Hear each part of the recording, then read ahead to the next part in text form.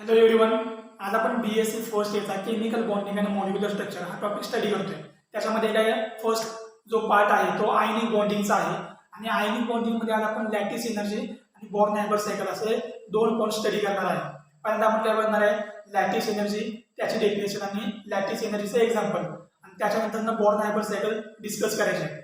आता Born Haber cycle आपण study काय करणार आहे याच्यामध्ये तर लॅटिस एनर्जीला डिटरमाइन करण्यासाठी बॉर्न हायबर सायकल स्टडी करतो. ओके. आता बॉर्न हायबर सायकल मध्ये तुम्हाला बऱ्याच साऱ्या ज्या टर्म आहेत त्या स्टडी करायला लागणार आहेत, जसं की सबलिमेशन एनर्जी, त्यानंतर ionisation energy, dissociation energy, electron affinity, lattice energy आणि हीट ऑफ फॉर्मेशन. अशा बऱ्याच साऱ्या ज्या कन्सेप्ट आहेत त्या तुम्हाला एकाच पॉईंट मध्ये एकाच सायकल मध्ये स्टडी करायचे आहेत. ओके. फर्स्टली आपण डिस्कस करायचं आहे लॅटिस एनर्जी. ठीक आहे. Lattice energy. Lattice energy definition काय आहे? Amount of energy released when 1 mole of ionic compound is formed from its corresponding cation and anion. आता त्याचं एक्झाम्पल तुम्हाला काय दिलं आहे? Na+ हा गॅसियस स्टेट मधील कॅटायन आहे आणि Cl- हा गॅसियस स्टेट मधील एनायन आहे. हे ज्यावेळेला कंबाईन होतील त्यावेळी काय होणार आहे NaCl या कंपाऊंडचं फॉर्मेशन होईल. आता NaCl काय म्हणले तर स्टेबल म्हणले. एखादी सिस्टम किंवा एखादा कंपाऊंड स्टेबल कधी असतो तर त्याच्यामध्ये मिनिमम एनर्जी असेल तर तो कंपाऊंड किंवा ती सिस्टम स्टेबल असते. म्हणजे हा कंपाऊंड फॉर्मेशन होत असताना त्याच्यातून जी एनर्जी रिलीज झाली त्याला आपण काय म्हणले लॅटिस एनर्जी म्हणली. ओके. हा पॉईंट क्लिअर झाला. परत सांगतो Na+ हा गॅसियस स्टेट मधील कॅटायन हा Cl- गॅसियस स्टेट मधील एनायन बरोबर काय झाला कंबाईन होऊन NaCl या स्टेबल कंपाऊंडचं फॉर्मेशन झालं. ठीक आहे. NaCl या स्टेबल कंपाऊंडचं फॉर्मेशन केलं. आता या कंपाऊंडचं फॉर्मेशन होत असताना जी एनर्जी रिलीज झाली त्याला आपण म्हणलं लॅटिस एनर्जी. ओके. आता लॅटिस एनर्जी जर आपण समजलं तर लॅटिस एनर्जी डिटरमाइन करण्यासाठी कोणतीही डायरेक्ट मेथड अवेलेबल नाही, म्हणून आपण काय करणार आहे इनडायरेक्ट मेथड म्हणून बॉर्न हायबर सायकलचा वापर करणार आहे लॅटिस एनर्जी डिटरमाइन करण्यासाठी. आता 1919 मध्ये काय झालं बॉर्न अँड हेबर या दोन सायंटिस्टनी आयनिक सॉलिडची लॅटिस एनर्जी डिटरमाइन करण्यासाठी थर्मोकेमिकल प्रोसेस किंवा थर्मोकेमिकल मेथड जी आहे ती डेव्हलप केली. बॉर्न अँड हेबर या दोन्ही सायंटिस्टने काय केलं आयनिक सॉलिडचं लॅटिस एनर्जी डिटरमाइन करण्यासाठी थर्मोकेमिकल मेथड किंवा थर्मोकेमिकल प्रोसेस डेव्हलप केली. त्याला आपण काय म्हणतो बॉर्न हायबर सायकल म्हणतो. ठीक आहे. Born Haber cycle. आता बॉर्न हायबर सायकल मध्ये तुम्हाला फर्स्टली जे एक्झाम्पल आहे ते तुम्हाला NaCl दिले. ठीक आहे. NaCl चे एक्झाम्पल आहे, फक्त ते वेगळे असणार आहे. त्याच्यासाठी तुम्हाला जी डेफिनेशन दिल्या ती फर्स्ट डेफिनेशन कोणती आहे तर हीट ऑफ फॉर्मेशनची डेफिनेशन आहे. Heat of formation. आता हीट ऑफ फॉर्मेशनला डिनोट कशाने करतो तर डेल्टा HF न हीट ऑफ फॉर्मेशनला डिनोट करतो. आता हीट ऑफ फॉर्मेशनची डेफिनेशन काय आहे? अमाउंट ऑफ एनर्जी किंवा heat is released when 1 mole of ionic compound is formed. काय म्हणले अमाउंट ऑफ हीट किंवा energy is released when 1 mole of ionic compound is formed from its elements in pure and stable state. काय होतं या ठिकाणी corresponding cation and anion होतं. ठीक आहे. पण या ठिकाणी चेंजेस काय आहे आपल्याकडे तर इलेमेंट्स म्हणते. इलेमेंट्स कोणते प्युअर अँड स्टेबल स्टेट मध्ये जे इलेमेंट्स आहेत त्याचे रिएक्शन होऊन NaCl कंपाऊंड ज्याला फॉर्मेशन होतो त्याच्यातून जी एनर्जी रिलीज होते त्याला आपण काय म्हणणार आहे हीट ऑफ फॉर्मेशन किंवा एन्थाल्पी ऑफ फॉर्मेशन, त्याला डेल्टा HF असं सुद्धा म्हणतो. ठीक आहे. सॉलिड स्टेट मधील Na आणि गॅसियस स्टेट मधील क्लोरीन Cl2 मोलिक्युल याचे ज्यावेळेला रिएक्शन होते त्याला काय होणार आहे जी हीट बाहेर पडणार आहे त्या हीटला आपण काय म्हणणार आहे हीट ऑफ फॉर्मेशन म्हणणार आहे. आता याचं एक्झाम्पल आपण बघूया. एक्झाम्पल काय असणार आहे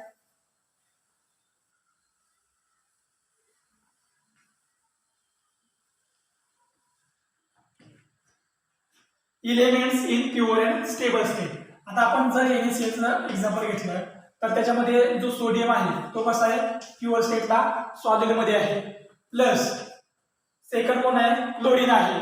chlorine exist in molecular state. Okay. Chlorine exist in molecular state. मग आपण या ठिकाणी समजा हाफ Cl2 मोलिक्युल घेतला, तो कसा आहे प्युअर स्टेटला गॅसियस फॉर्म मध्ये आहे, सॉलिड स्टेट मधला सोडियम आणि गॅसियस स्टेट मधला क्लोरीन ज्यावेळी कंबाईन होऊन NaCl या आयनिक कंपाऊंडचं फॉर्मेशन करतील त्यावेळी त्याच्यातून जी एनर्जी रिलीज होईल त्याला आपण काय म्हणणार आहे heat of formation. Heat of formation आणि त्याला आपण म्हणतो delta Hf. Okay. Born Haber cycle मध्ये आपल्याला दोन मेथड दिले, ठीक आहे, किंवा आपल्याला बुक मध्ये ज्या कन्सेप्ट दिले त्याच्यामध्ये रूट 1 आणि रूट 2 असं मेन्शन केले. रूट 1 मध्ये तुम्हाला काय दिले डायरेक्ट कन्व्हर्जन मेथड आणि रूट 2 म्हणून तुम्हाला जो ऑप्शन दिलाय त्याच्यामध्ये म्हणलंय इनडायरेक्ट कन्व्हर्जन मेथड. ठीक आहे, डायरेक्ट कन्व्हर्जन मेथड आणि इनडायरेक्ट कन्व्हर्जन मेथड. आता डायरेक्ट कन्व्हर्जन मेथडचा आपण एक्झाम्पल बघितलं. काय आहे, सॉलिड स्टेट मध्ये सोडियम आहे आणि गॅसियस स्टेट मधला पण त्याचा प्युअर स्टेट आहे. ही जी स्टेट आहे सॉलिड आणि गॅस ही क्लोरीन आणि सोडियमची प्युअर स्टेट आहे. ठीक आहे, त्याच्यापासून NaClचं फॉर्मेशन केले आणि जी हीट बाहेर पडली त्याला आपण काय म्हणलंय हीट ऑफ फॉर्मेशन किंवा एन्थाल्पी ऑफ फॉर्मेशन आणि त्याला डिनोट काय केलंय डेल्टा Hf. ओके. आता रूट 2 जो दिलाय तुम्हाला रूट 2 किंवा इनडायरेक्ट कन्व्हर्जन मेथड त्याच्यामध्ये तुम्हाला बऱ्याच साऱ्या टर्म इन्व्हॉल्व आहेत. जसं की मी लेक्चरच्या सुरुवातीला बोललो होतो बॉर्न हायबर सायकल मध्ये तुम्हाला sublimation energy, then ionisation energy, next electron affinity, dissociation energy, lattice energy आणि तुम्हाला जो मेन आहे तो हीट ऑफ फॉर्मेशन, अशा बऱ्याच साऱ्या कन्सेप्ट आहेत. आता आपण काय केलंय हीट ऑफ फॉर्मेशन बघितले. ओके. आता 1 बाय 1 काय करायचंय रूट 2 मध्ये ज्या टर्म इन्व्हॉल्व आहेत त्या स्टडी करायचे. ओके.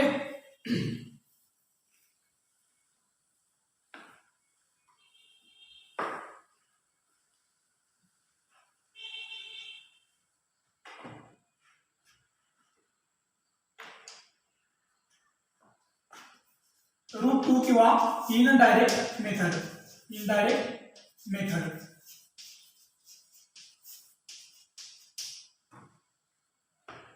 आपण बॉर्न हायबर सायकल मधून काय करणार आहे लॅटिस एनर्जीला डिटरमाइन करणार आहे. ओके. त्याचा फॉर्म्युला काय आहे का, तर आपण त्या स्टेप मधून किंवा हा जो पूर्ण पॉईंट स्टडी केल्यानंतर आपल्याला समजेल की त्याच्यातून एक्झॅक्ट फॉर्म्युला काय मिळतोय आणि जी लॅटिस एनर्जी आहे ती कॅल्क्युलेट कशी करायची. ओके. त्याच्यामध्ये फर्स्ट स्टेप आहे फॉर्मेशन ऑफ सॉलिड सोडियम.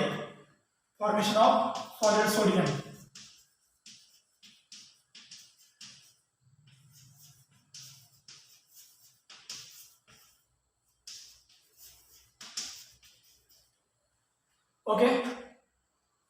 किंवा जर आपण डायरेक्ट रिएक्शन अशी घेतली तर रिएक्शन काय असणार तुम्हाला बघा. Na हा प्युअर स्टेट मध्ये काय आहे सॉलिड आहे आणि आपण दुसरं काय घेतलं होतं हाफ Cl2 मोलिक्युल घेतला होता. Cl2 मोलिक्युलर स्टेट मध्ये आहे आणि तो एक्झिस्ट कसा आहे गॅसियस फेज मध्ये आहे. देन याचं कन्व्हर्जन आपण केलं होतं NaCl. ओके. आणि याच्यातून जी हीट बाहेर पडली होती त्याला आपण म्हणतो होतं डेल्टा Hf. आता काय करायचंय जसं की आपण आता जे हेडिंग दिलं होतं formation of formation of solid sodium, जी फर्स्ट स्टेप आहे त्या ठिकाणी आपण काय करणार आहे सॉलिड सोडियमचं कन्व्हर्जन आपण काय करणार आहे आयसोलेटेड गॅसियस सोडियम मध्ये करणार आहे. ठीक आहे, आयसोलेटेड गॅसियस सोडियम मध्ये 1 mole of solid sodium is converted into gaseous sodium. ठीक है,